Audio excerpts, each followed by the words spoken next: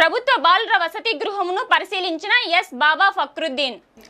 ఆంధ్రప్రదేశ్ రాష్ట్ర న్యాయ సేవాధికార సంస్థ అమరావతి వారి ఆదేశానుసారంగా చైర్మన్ కమ్ జిల్లా ప్రధాన న్యాయమూర్తి జిల్లా న్యాయ సేవాధికార సంస్థ కడప డాక్టర్ సి యామిని సూచనల మేరకు S Baba Fakhruddin secretary cum senior civil judge జిల్లా న్యాయ సేవాధికార సంస్థ కడప వారు కడప నగరంలో ఉన్న ప్రభుత్వ బాలుర వసతి గృహమును ప్రభుత్వ పరిశీలనా గృహమును విజిట్ చేసి న్యాయ విజ్ఞాన సదస్సు నిర్వహించారు. అనంతరం పరిసరాలను, జీవన పరిస్థితులు, భద్రత ఆరోగ్యం మరియు భద్రత ఆహారం మరియు మౌలిక సదుపాయాలను పరిశీలించారు.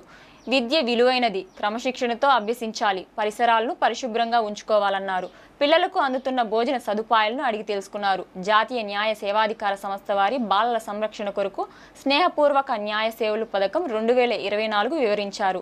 Legal services help line number 1500, child line help line number 1098, ఉచిత న్యాయ సహాయం మొదలు అంశాలపై అవగాహన కలిగించారు.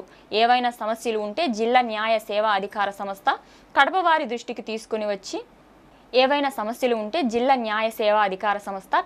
దృష్టికి తీసుకుని రావచ్చన్నారు.